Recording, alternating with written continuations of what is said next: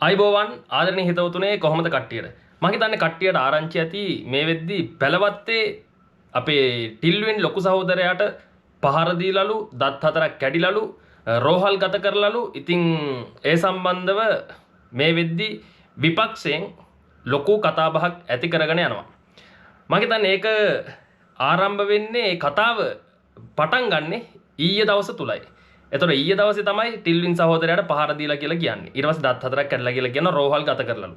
එතකොට ඒ සම්බන්ධව අපි යම් කිසි මට්ටමකට හොයලා බැලුවා. සාමාන්‍යයෙන් අපි දන්නවා මීට කලින් පක්ෂවල එහෙම පක්ෂ ඇතුලේ ඕන තරම් රණ්ඩු සරුවාල් වෙලා ගහගෙන තියෙනවා. ඒකේ විතරන්නේ අපි දන්නවා පාර්ලිමේන්තුවෙත් ඕන තරම් ගහගෙන බැනගෙන රණ්ඩු වෙලා තියෙනවා. බඩු මුට්ටු කුඩු කරලා තියෙනවා. ඒව කියන්නේ පොදු දේපල තිබිලා තියෙනවා පාර්ලිමේන්තුවේ. ඒවත් කුඩු පට්ටම් කරලා ඒ වගේ දේවල් විනාශ කරපු ඉතිහාසයක් තමයි අපිට මීට කලින් තියෙන්නේ. ඉතින් පැලවත්ත පක්ෂ කාර්යාලයේ සහෝදරයෝ රණ්ඩු වෙනවා හරි ගුටි කෙල ගන්නවා හරි එක පැත්තකින් අපි හිතන්නේ දේශපාලන ඇතුලේ තියෙන්න ඕන දෙයක් නෙවෙයි. ඒ වගේ දෙයක් උනා කියන කාරණාව වැඩියෙන්ම කතා කරන්නේ විපක්ෂයෙන්. ඇත්තටම ඒ වගේ දෙයක් සිද්ධ වෙලාද කියලා අපි හොයලා බැලුවා. ඒ වගේ දෙයක් සිද්ධ වෙලා නැහැ. හැබැයි ඕනනම් සහෝදරවරුන්ට යම් යම් කාරණා හින්දා ආගියු කරන්න පුළුවන්. විවාද කරන්න පුළුවන්. මොකද පක්ෂයක් කියන්නේ ඒක පක්ෂයක් ඇතුලේ යම් කිසි කාරණා හා තීන්දුව తీරන සම්බන්ධ හරි ප්‍රතිපත්ති සම්බන්ධව හරි ඉදිරි ක්‍රියාමාර්ග හරි ඉදිරි දේශපාලන සංවිධාන කටයුතු හරි 2029 ජනාධිපතිවරණය වෙන්න පුළුවන් මොකක් හරි පළාත් සභා මැතිවරණය වගේ දෙයක් වෙන්න පුළුවන්. මොකක් හරි දෙයක් දේශපාලන පක්ෂයක් ඇතුළේ කරාදී සාකච්ඡා කරලා තමයි කරන්නේ. එතකොට එකම පක්ෂය වුණාට සාකච්ඡා කරන්න හේතුව වෙන්නේ මේ යම් යම් මතවාද පක්ෂ සමාන වුණත් ඒ පක්ෂ ඇතුළේ ඉන්න මිනිස්සු අතරේ තියෙන්න පුළුවන් හින්දා. හැබැයි පක්ෂයක් ඇතුලේ ඒ වගේ දේවල් කරද්දී විවාද ඇති වෙනවා. යම් යම් දේවල් සිද්ධ වෙන්න පුළුවන්. ඉතින් ඒ විවාද වුණාට මේ සහෝදරවරු කවදාවත් ගහගන්නේ නැහැ. මොකද මේ කට්ටියට තියෙනවා විනයක් කියන දේ තියෙනවා. ඊට පස්සේ විශේෂයෙන්ම ඒ කට්ටිය දකින්න දේ තමයි පක්ෂය ඇතුලේ ওই විමල් වීරවංශලා වගේ තවත් උදවිය ඉන්න පුළුවන්. ඒ කියන්නේ පක්ෂය ඇතුලේ යම් කිසි කාලයක් ඉන්නවා. මොකක් හරි හේතුවකට හරි නැත්නම් යම් කිසි කාරණාවකට හරි මොකක් හරි දූෂණ වංචාවක් මොකක් හරි දෙයක් කරලා පක්ෂයෙන් ඉවත් කරන්න වැඩපිළිවෙල කරගෙන යද්දි සමහරට අපිට දැන් අපි දැන් හැමදාම කතා කරන කාරණාව තමයි මොනම දේශපාලන පක්ෂයක් ආවත් අපිට 100%ක් හොඳයි කියලා කියන්න බෑ. ඒ ඉන්න මිනිස්සු 100%ක් හොඳයි කියලා කියන්න බෑ. ජනාධිපති අනුර කුමාර දිසානායක හොඳ වෙන්න පුළුවන්. ඊට පස්සේ ප්‍රසන්න ගුණසේන හොඳ වෙන්න පුළුවන්. බිමල් රත්නායකලා හොඳ වෙන්න පුළුවන්. නලින්ද ජයතිස්සලා හොඳ වෙන්න පුළුවන්. එතකොට ඒ වගේ මිනිස්සු පිළිගන්න මිනිස්සුන්ට තවමත් විශ්වාසය තියෙන නායකයෝ පක්ෂ ඇතුලේ ඉන්න පුළුවන්. හැබැයි ඔය අතරේ රටේ මිනිස්සුත් හරියට අඳුරන්නේ නැති දැකලා නැති පාර්ලිමේන්තුවේ හිටියත් තවමත් අපි නමක්වත් දන්නේ නැති අලුත්ම පුද්ගලයෝ ටිකක් පාර්ලිමේන්තුවෙත් ඉන්නවා. ඒතරේ පක්ෂයට සම්බන්ධ වෙලත් පූර්ණ කාලීනව දේශපාලනයේ නියැලෙන පිරිසක් ඉන්නවා. ඒතොර ඒ කට්ටියගේ මතිමතාන්තර ඒ කට්ටියගෙන් අදහස් සහ යෝජනා ගද්දී සමහර වෙලාවට පක්ෂයේ ඉන්න ප්‍රබලයන් එක්ක මේ පෑහීමකටපත් වෙන්නේ නැහැ. ඒතොර ඒ වගේ තත්වයකදී සමහරට දැන් ටිල්වින් සහෝදරයාට වයස අවුරුදු 70ක් විතර වෙනවානේ. එතකොට එතන ඉන්න දැන් හැමෝම ලොකු අයියා කියන්නේ ඒ පක්ෂයේ ඉන්න මහලේකම්තුමා. එතකොට එතුමගේ දෙයක් තියෙනවා කියන්නේ ඔහුට ඕනවටම හැමදේම කරන්නේ මේ ජනාධිපතිවරයෙක් ඉන්නා පක්ෂය ඇතුලේ සාකච්ඡා කරන්න අවස්ථාව ඕන තරම් තියෙනවා. අදහස් සහ යෝජනා කරන්න කියන්නේ පක්ෂය ඇතුලේ මම කියන්නේ පොඩි වෙන්න පුළුවන් මම දන්න සරල ටික. ඊට වඩා එහා ගියපො මේ සංකීර්ණ සහ මේ පුළුල් පරාසයක් තුළ සියලු තීන්දුව తీරන සහ මේ දේශපාලනය සම්බන්ධත් මේ රටේ සියලු දේවල් සම්බන්ධව සාකච්ඡා කරනවා. එතකොට ඒ දේවල් තියෙද්දී දැන් උවමනාව තියෙන්නේ ඇත්තරම මිනිස්සු ප්‍රශ්න ඇති කරගන්න එක සාමාන්‍ය දෙයක් පක්ෂය ඇතුලේ. එතකොට ඒ වගේ දේවල් තියෙද්දි දැන් මේ විපක්ෂෙන් කරන්නේ මේක නිකන් මහා ලොකු ප්‍රශ්නයක් වෙලා මෙන්න ටිල්වින්ට ගහලා දත් හතරක් කැඩෙන්න ගහලා ටිල්වින් දැන් රෝහල් ගත කරලා ඉන්නේ. මේ ඔන්න ඔය වගේ පුවතක් මේ වෙද්දි හැමතැනම මේ ව්‍යාප්ත කරලා තියෙනවා. එතකොට දැන් ඒක බලපුවම දැන් අපේ සහෝදරවරු ඉන්නවා කියන්නේ අපේ සහෝදරයෝ කියන්නේ මම මේ ජාතික ජන බලවේගයට පක්ෂපාතීවම නෙවෙයි කතා කරන්නේ. එතකොට දේශපාලන පක්ෂයක් ඇතුළේ වෙන්න පුළුවන් දේවල්. අර මේ මෑතකදී අපිට මතකයි මේ මං හිතන්නේ කවුද ලොහන් රත්වත්තේ නාමල් රාජපක්ෂයි අතරේ ප්‍රශ්නයක් ඇති වුණා කියලා මේ මොකක් හරි සිද්ධියක් වුණා කියලා කතාවක් තිබ්බා. මීට මාස 6කට 7කට විතර කලින් මම හිතන්නේ ලොහන් නැති වෙන්න කලින්.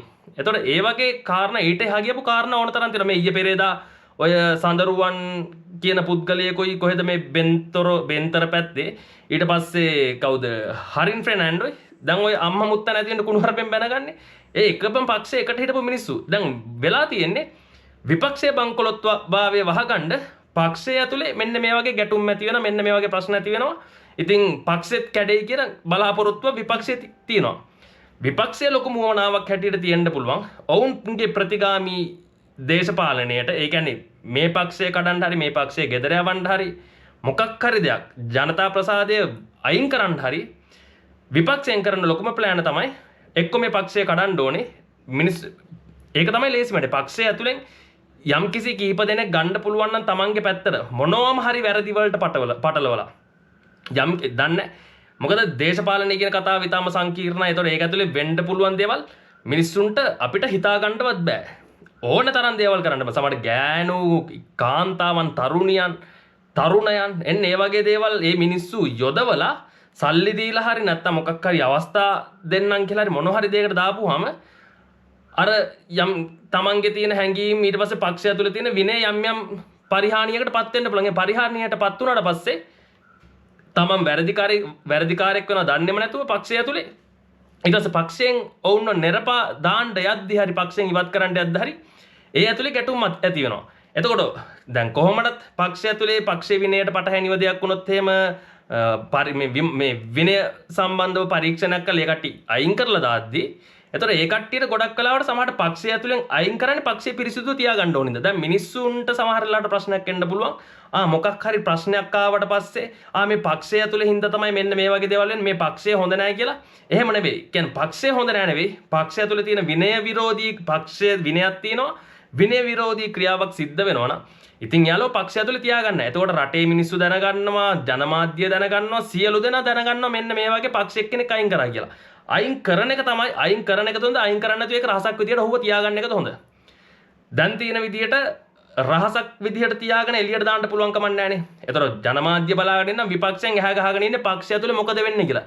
දැන් මේ රටේ මිනිස්සුන්ගේ හිත දිනා ගන්නවට වැඩිය ලොකු මුවමනාව තියෙන විපක්ෂයට ওই පක්ෂය ඇතුලේ මොනවද වෙන්නේ කියලා හොඳට කූට ලෙස උපක්‍රම ලෙස කුමන්ත්‍රණ කරලා කොහොම හරි සියලු දේවල් පක්ෂය ඇතුලේ මොනවද කතා කරන්නේ වෙන්නේ මොනවද ඒ සියලු ප්ලෑන් ගැන අයිඩියා එකක් ගන්න එක. ඒකල අවශ්‍ය කරලා අවශ්‍ය තැනදී මේ කට්ටිය කරන වැඩි පක්ෂය අපකීර්තියට පත් කරන්න නැත්නම් පක්ෂයේ ඉන්න පුද්ගලයන් අපකීර්තියට පත් කරන්න යම් සැලසුම් දියත් කරනවා. ඒතකොට සැලසුම් වලට අහු වෙන්නේ නැතුව ඉන්න පුළුවන් පක්ෂයේ උදවියට හැබැයි යම් කිසි පිරිසකට අර මම කියන මේ කාන්තාවන්ට ලොල් වීම හරි ඊට පස්සේ මොකක් හරි ඔන්න ඔය වගේ මිල මුදල් වලට තියෙන ආසාව වැඩි වීම ඊට පස්සේ බලය හම්බුනාට පස්සේ කොහෙවත් නැති අදි මානසිකත්වයක් එනවා ඊට පස්සේ මම තරම් කවුරුත් නැහැ වගේ පොරවල්ලා වෙනවා උද්දච්ච වෙනවා. ඒතර ඒ தත්ත්වයට ආවට පස්සේ අර පක්ෂය ඇතුලේ තියෙන විනය තමන්ගේ දන්නේ නැතුව තමන්ගේ අතින්ම ඔටෝමැටිකලි ගිලිහිලා යනවා. ඒ ගියාට පස්සේ තමයි මෙන්න මේ වගේ ප්‍රශ්න ඇති වෙන්නේ. ඉතින් ඒ ප්‍රශ්න ඇති නොවෙන්න පක්ෂය ඇතුලේ ලොකු වැඩපිළිවෙලක් තියෙනවා. ඉතින් ඒ දේවල් තමයි කරන්නේ. ඒක තමයි දැන් මේ විපක්ෂයේ තියෙන ලොකුම ප්‍රශ්නේ. මොකද එයාලගේ පක්ෂය ඇතුලේ ওই වගේ ක්ලීන් කරගන්න බෑ. දැන් තියෙන විදිහට දැන් බලන්න ගියපුවා මේට අවුරුදු ගානකට කලින් ඉඳන් තිබ්බ දේශපාලන පක්ෂනේ. අපි දැකලා නැහැ එක පක්ෂයක් එක මුතුව එකට ඉඳලා වැඩ කරලා තියෙනවා. ඔය සියලු දේශපාලක ගොඩක් වෙලාට ගත්තාම විපක්ෂේ ඉන්න ඒ පක්ෂයෙන් මේ පක්ෂයෙන් මේ පක්ෂයෙන් ඒ පක්ෂයට ගොඩක් වෙලාට හුවමාරු වෙලා Tamanට වාසි පැත්තට හොයියා වගේ පැන ගියපු ගෙම්බෝ ටිකක් වගේ තමයි ඔය ඉන්නේ. ඉතින් ඒ සෙට් එකට තාම පුරුද්ද තියෙන විශේෂයෙන් එකමුතුකම නැහැ. කියන්නේ පක්ෂය අපිට විපක්ෂයේ පොදු විපක්ෂය කියලා ගත්තාම ඔය තියෙන සියලු පක්ෂ ටික ගත්තාම අපිට නිකන් උන් ටික ඔක්කොම එකට එකතු වෙලා කියලා පෙනුනට ඔවුන් ටික එකට එකතු වෙලා නැහැ. මොකද ඔවුන්ට අවශ්‍යතාවය තියෙන දැන් ජාතික ජන බලවේගයෙන් ඔය සජබෙ හිටපු මේ පක්ෂ සමාජිකයෙක් ගත්තානේ ක්‍රිකට් බෝඩ් එකට. එතකොට ඒ ගත්තා වගේ තවත් කට්ටියට chance හම්බෙයි කියලා ගොඩක් අය සද්ද නැතුව බලාගෙන ඉන්නවා. ඉතින් ඒ දේවල් බලාගෙනත් ඉද්දි පක්ෂය ඇතුලේ යම් ගැටලු ඇති වෙනවා. ඒ ඇති වෙන ගැටලු මේ රටටම එළියට එන්න හේතුවක් වෙනවා. අර පක්ෂය ඇතුලේ ඉන්න මේ ජාතික ජන බලවේගයෙන් අවස්ථාවක් දෙයින කියන පුද්ගලයෝ හරහා. එතකොට ඒ වගේ අර වංචාවලට එක දේවල් වලට අහුවෙච්ච කට්ටිය Tamanට ඕන විදිහට හැන්ඩල් කරගන්න පුළුවන් පිට ඉඳන්. එතකොට ජාතික ජන බලවේගයේ පක්ෂය ඇතුලේ ඕන තරම් දේවල් කාරණා වෙන පොඩි දේවල් හරි මේ වචනයක් හුවමාරු කරගත්තා නම් ඔන්න ටිල්වින්ට ගහලා හරි දත් හතරක් කැඩලා හරි කියලා මෙන්න මේ වගේ කාරණා එළියට එන්න පුළුවන්. ඉතින් ඒවා ඉතින් ඇත්තටම මේ පක්ෂයක් ඇතුළේ වෙන සාමාන්‍ය දේවල් ඔය ගහගත්ත කියන කතාව නම් සම්පූර්ණ බොරුව. මොකද ඒක අපි කියන්නේ ගහගත්තත් ප්‍රශ්නයක් නැහැ. මොකද යහපත් මොකක් හරි උවමනාවක් වෙනුවෙන් මොකක් හරි යහපත් තීන්දුව తీරණයක් ගන්න ගිහිල්ලා වෙන්න පුළුවන්. නැත්තම් මේ ටිල්වින්ට ගරු කරන්නේ නැතුව හරි ටිල්වින් හරියන්නේ නැත්තම් ඒ මිනිස්සයා ජාතික ලයිස්තුවෙන් හරි පාර්ලිමේන්තුවට ගන්න පුළුවන්කම තියෙදි. ඡන්දෙ ඉල්ලුවන ඡන්දෙමුත් අනිවාර්යෙන් කිසිම ගේමක් නැතුව දිරලා යනවා පක්ෂයට පාර්ලිමේන්තුවට. අනිවාර්යෙන් කැබිනට් ඇමති ධූරයක් හරි අනිවාර්යෙන් දෙන්න තිබ්බා. ඉතින් ඒ දේවලුත් බාර ගන්නේ නැතුව ආදර්ශයක් දුන්නේ තනතුරු තාන්න මාන්න වැඩක් නැහැ කියන එක. එතකොට හැබැයි කට්ටිය දැන් ඔය තත්ත්වය සම්පූර්ණයෙන්ම වෙනස් නේ වෙන පක්ෂවල. දැන් මහින්ද රාජපක්ෂලා හැම ඒ කට්ටිය වටේ දැන් මේ ඔය ඉන්න පිරිස සාගරකාරිය වසම්ලගේ ඉඳන් ඔය ගොඩක් අය ඔවුන් වටේ ඉන්නේ. දැන් බල්ලෝ මැරුණොත් එහෙම මැක්කො ටිකට කරන්න දෙයක් නැහැ වගේ. ඇත්තට බල්ලෝ මැරලා ගියොත් මැක්කො කොහෙට කියලා පනින්නද? ඔවුන්ට උවමනා. එතකොට දැන් මැක්කොන්ට ජීවත් වෙන්න තැන තියෙන්නේ බල්ලා ජීවත් වෙන කන්නා. මේ කට්ටියට උවමනා වෙනවා බල්ලව රැක ගන්න. බල්ලා මැරලා ගියොත් මැක්කොන්ට ජීවත් වෙන්න වෙන්නේ නැහැ. ඉතින් ඒකින්ද අනිත් කාරණාව තමයි දැන් මේ හොඳටම දන්නවා මේ දේශපාලන ඉතිහාසය කොයි වගේද කියලා. තමන්ට විරුද්ධව නැගී යන පුද්ගලෙක් වෙනවා නම් තමන්ට විරුද්ධව තමන් කියන දේවල් අහන්න නැත්නම් තමන්ට විරුද්ධව වැඩ කරනවා නම් තමන්ගේ නම්බුනාමයේ කැත වෙන විදිහට වැඩ කරනවා වගේ හිතනවා නම් ඒ කියන්නේ මොන්න තක්කඩි වැඩේ කරලත් ඒ දේවල් වලට අපි පිළිගන්නේ නැතුව අයින් වෙලා වගේ ඉන්නවනම් ඒ මිනිස්සුන්ට ජීවත් වෙන්න හරි අමාරුයි. මොකද මේ මිහිපිට ජීවත් වෙන්න බැරි ප්‍රශ්නයක් තිබ්බා මීට කලින් දේශපාලනය තුල. හැබැයි දැන් ඒ තත්ත්වය වෙනස් වෙලා තියෙන්නේ. ඔවුන් කරපු දේවල් මේ වර්තමානෙත් යම්කිසි දේවල් තත්ත්වයක් කියන්නේ ආණ්ඩුව මේ ජාතික ජන බලවේග ආණ්ඩුව තියෙද්දි ඒ දේවල් සිද්ධ වෙනවා යම් යම් මට්ටමින්. එතකොට ඒ දේවල් වෙන්නේ තවමත් අර 100%ක් මේ දේශපාලන පක්ෂයක් හැටියට අපි ජාතික ජන බලවේගය පත් කරගත්තට ඒ දේවල් නතර කරගන්න බෑ. දැන් ඇත්තටම බැලුවොත් එහෙම මේ අපි දන්නවනේ දැන් මේ අපරාධ ඔය සංවිධානාත්මක අපරාධ කණ්ඩායම් පහුගිය කාලය ඇතුළත කොච්චර වෙඩි තැබීම් සිද්ධ වුණාද. හැබැයි මේ වෙද්දී සැලකිය යුතු මට්ටමකට කියන්නේ මේ මාස ගිය මාසේ එකමාර දෙක ඇතුළත ඒ වගේ දෙයක් අපිට අහන්න හම්බුනේ නැහැ. හැබැයි රටේ මිනිස්සු ඒ වගේ දේවල් කතා කරන්නේ නැහැ. විපක්ෂයට උවමනාවකුත් නැහැ.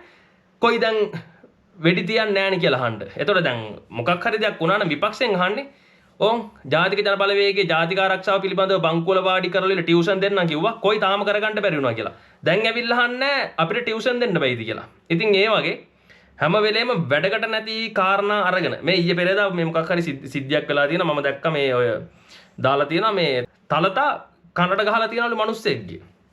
ඉතින් ඒ ගහලා තියෙන්නේ තමන්ගේ පක්ෂය ඇතුලේ යම් යම් ගැටලු තියෙන හින්දා. හැබැයි ඒව ඉතින් එළියට එන්නේ නැහැ. මොකද ඒව දැනගත්තදී රටේ මිනිස්සුන්ට ඇත්තම වැඩකුත් නැති හින්දා මිනිස්සු කියන්නේ යන්නේ නැහැ. ඉතින් එහෙම බලපුවාම මේ ටිල්වින්ට ගහලා කියන එක නම් පට්ටපල් බොරුවක්. මේක විපක්ෂයේ උමනාවට තමයි මෙන්න මේ වගේ දෙයක් හදන්නේ. අනිත් කාරණාව තමයි දැන් පාර්ලිමේන්තුවේ ඉන්න මේක පොඩ්ඩක් මේ ජාතික ජන බලවේගයට පොඩ්ඩක් විරුද්ධව තමයි මම මේ කතා කරන්නේ. පාර්ලිමේන්තුවේ ඉන්නවා කාන්තා නියෝජිතයින් 20ක් ඉන්නවා ජාතික ජන බලවේගයේ. එතකොට අර ඊයේ පෙරේදා මේ මීට කාලයට කලින් වෙච්ච සිදුවීමක් සම්බන්ධව ඔය ඇටමස්ථානාධිපති සම්බන්ධව යම්කිසි කාරණාවක් එළියට ආවා. එතකොට ඒකෙදි ඒ සිද්ධිය සම්බන්ධව යම්කිසි කාරණා තියෙද්දි අත්අඩංගුවට ගැනීමට අවශ්‍ය කරන මේ යම්කිසි කාරණා තියෙද්දි පොඩ්ඩක් පසුගාමීත්වයක් අපි දැක්කා. හැබැයි මම දැක්කා මෙන්න මේ මෙතන මේ ඒ කාරණාවේදී සජවේ පාර්ලිමේන්තු මන්ත්‍රී රෝහිණී කවිරත්න කියනවා විමර්ශනයේ පරිමාව දැරියට වෙනස් නොකොට සැලකීමක් කිසිදු තැනැත්තෙකුගේ නිලැඳුම හෝ තනතුරක් මත නීතිය ක්‍රියාත්මක වන ආකාරයේ වෙනසක් විය යුතු නැත. ළමා ආරක්ෂක අධිකාරිය වැනි ආයතන තවදුරටත් ශක්තිමත් විය යුතු බවට මේ හොඳ උදාහරණයක්. ඒ කියන්නේ අර හාමුදුරුව අත්අඩංගුවට ගත්ත කියලා තියෙනවනේ. එතකොට දැන් මේ රෝහිණී කවිරත්න සජබේ මන්ත්‍රීවරියක් වෙලා ওই විදිහට හරි යම්කිසි අදහසක් දක්වනවා නම් මේ සිදුවීම සම්බන්ධව හැබැයි පාර්ලිමේන්තුවේ හිටපු ජාතික ජන බලවේගයේ නියෝජිතයින් කාන්තා නියෝජිතයින් 20ක් ඉන්නවා මේ සම්බන්ධව මේ ඒකට මැදිහත් වෙලා ඉන්නේ අපේ දැරිවියක් වෙන්න පුළුවන් වයස අවුරුදු 15ක් කියන්නේ ඇත්තටම දුවෙක් තමයි. එතකොට මීට අවුරුදු 3කට කලින් වුණා කියන්නේ අවුරුදු 11ද 12ද කාලයක් වයසක තියෙද්දි තමයි මේ තත්ත්වයටපත් වෙලා තියෙන්නේ. එතකොට ඒකත් එක්කන් මේ පක්ෂයේ හිටපු කිසිම කෙනෙක් අර 20 දෙනාගෙන් කවුරුත් මේ සම්බන්ධ වචනයක්වත් කතා කරේ නැහැ. එතකොට අඩුම ගානේ පාර්ලිමේන්තුවේ හරි කියන්න තිබ්බා. ඉතින් මේ සම්බන්ධව කියන්න අඩුම ගානේ නිකන් හරි මේ හේතුව පාර්ලිමේන්තුවට ගෙනලා දැන් එකපාරක් ඔය මට මතකයි සජබේ මන්ත්‍රීවරියක්ට යම්කිසි වචනයකින් ඔය අපේ නලින් මොකක් හරි යම්කිසි දෙයක් කියලා. එතකොට පක්ෂයේ ආයම කෑ ගහන්න පටන් ගත්තා. කාන්තාවන්ට එහෙම අපහාස කරන්න එපා කියලා. එතකොට තමන්ගේ පක්ෂයේ හරි වෙන පක්ෂයක හරි മന്ത്രിවරියක් ඒ කියන්නේ තත්වය മന്ത്രി පාර්ලිමේන්තු മന്ത്രി ඒ කියන්නේ ඒක තමයි අර ලෙවල් එක තමන්ගේ මට්ටම මේන්ටේන් කරනවා කියන්නේ ඕකට മന്ത്രിවරියක්ට ඒ වගේ අපහාස කරන්න එපා කියලා තමන්ගේම පක්ෂයේ ඉන්න සහෝදරයන්ට පක්ෂෙම අය උපදෙස් දෙද්දි අර කිසිම දෙයක් දන්නේ නැති මේ දැරිවියක් කියන්නේ වයස අවුරුදු 11ක් 12ක් 13ක් 14ක් ඒ කියන්නේ සාමාන්‍යයෙන් ඒ වගේ තත්ත්වයක් බාල වයස් මේ ඔය වගේ දේවල් සිද්ධ වෙන්න බෑ කියලා කියනවා මේ ඒ බාල වයස් මේ දැරිවිය හරි කවුරු හරි පිරිමි දරුවෙක් හරි වේවා කැමැත්තෙන් වුණත් ඒ කියන්නේ 18 වැඩියෙන් කිසි ප්‍රශ්නයක් නැහැ ඒ කියන්නේ අකමැත්තෙන් බෑ කැමැත්තෙන් හැබැයි ඊට අඩුවෙන් මේ කැමැත්තෙන්වත් සිද්ධ වෙන්න බෑ කියලා තමයි කියන්නේ. එතකොට ඒ සම්බන්ධ වෙච්ච ඒ අගතියටපත් වෙච්ච පැත්ත ගැන කවුරුත් කතා කරේ නැහැ. අර ස්වාමින් වහන්සේ අත්අඩංගුවට ගන්න ඕනි කියලා පාර්ලිමේන්තුවේ මේ කිසිම දෙනෙක් ඒ ගැන විවාද කරේ නැහැ කතා කරේ නැහැ. හැබැයි ඉතින් රෝහිණි කවිරත්න සජබේ ඇවිල්ලා ඔන්න යම් මොකක් හරි අඩුම ගානේ මේ සම්බන්ධව අදහසක් දක්වලා දිනවා. එතකොට එව්ව තමයි ඒ පක්ෂවල යම් කිසි මට්ටමකට මිනිස්සුන්ට පෙනෙන්න හැට කරන්න පෙනෙන්න තියෙන කාරණා.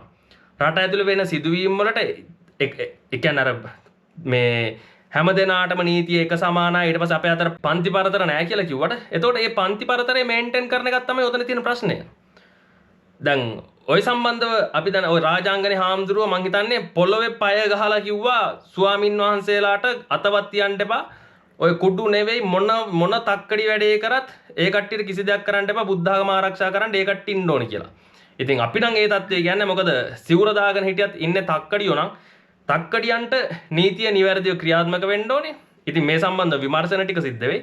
මිනිස්සු කුලප්පු වෙන්නේ නැහැ. මිනිස්සු කුලප්පු වෙන්නේ ඒ කියන්නේ ඇත්ත తත්වය දැනගන්න හරි යම්කිසි චෝදනාවක් තියෙනවා නම් ඒකට අත්අඩංගුවට ගැනීමට අවශ්‍ය කරන කාරණා තියෙනවා නම් අත්අඩංගුවට ගන්න ඕනේ. ඉතින් මේ දේවල් ගන්නේ නැතුව ආරක්ෂාව දිදී හරි තියාගෙන ඉන්නවා නම් පාර්ලිමේන්තුවේ ඉන්න മന്ത്രിවරු 20ක් ඉද්දි ජාතික ජන බලවේගය ඒ වගේ සම්බන්ධව කාරණාවක් වචනයක්වත් ඒ සම්බන්ධව කතා කරන්නේ නැත්තම් ඉතින් ඒක ලොකු රටටත් හොඳ නැහැ පක්ෂයටත් හොඳ නැහැ. ඉතින් ඒකේ ක්‍රෙඩිට් එක ගන්න කොහොම හරි ඔන්න සජවෙන් උත්සාහ කරනවා. ඉතින් ඒක එක පැත්තකින් අපි දැකපුවම හොඳයි. ඒකින්ද ඔය දැන් කපිල චන්ද්‍රසේනගේ ඝාතනය සම්බන්ධව අපි දන්නේ නාමල් රාජපක්ෂලා කිසිම වෙලාවක මේ වෙද්දි නිකන්වත් අහන්නේ කෝ වසීම් ගැන පරීක්ෂණ කරනවද? ලසන්ත වික්‍රමතුංග ගැන පරීක්ෂණ කරනවද?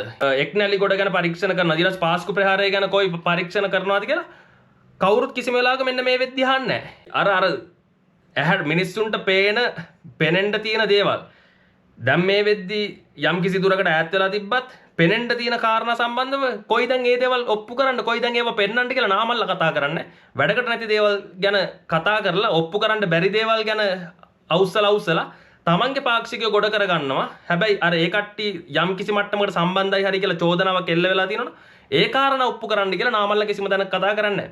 ඉතින් ඒකින්ද මම දැක්කා ඔය දැන් මේ කපිල චන්ද්‍රසේනගේ ඝාතනය සම්බන්ධව නාමල් කතා කරනවා සාගර කාර්යවසම් ඊට පස්සේ කවුද ජොන්ස්ටන් ප්‍රනාන්දුලා ඊට පස්සේ විමල් වීරවංශලා ඊට ගම්මන් පිළලා ඒ කට්ටිය ඔක්කොම මේ පුද්ගලයා ගැන කතා කරනවා. ඉතින් ওই පුද්ගලයන්ට පුළුවන් නේ අත්‍තරම මෙන්න මේ වසීම්ලා ගැන හරි එක්නැලිගොඩලා ගැන හරි ඊට පස්සේ ලසන්ත වික්‍රමතුංගලා ගැන හරි තව කියනවනම් නම් ඕනේ තරම් තියෙනවා කියන්න.